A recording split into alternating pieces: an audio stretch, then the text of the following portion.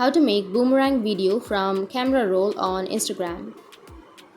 So if you want to make a boomerang video from camera roll on Instagram, then what you need to do is you just need to simply open up your Instagram application. After opening your Instagram, you need to go with your story, which is on the upper left, and select an image or a video. So you can select a video in order to make a boomerang. After selecting, now if you go with the upper right, which has that three dots, here you may have an option of boomerang. But if you don't have an option of boomerang right here, then it means that you're using the latest version of your Instagram application and you won't be able to use your boomerang. So if you're facing that kind of problem, you can open up your Instagram, go with your search. Under search, you can search for boomerang. After searching for the boomerang video maker, here you will have a lot of applications that will allow you to make boomerang for your videos. So you can use any of these applications to create a boomerang from your video and then upload it from your camera roll to your Instagram. So that's it, and if you have any questions, feel free to comment below.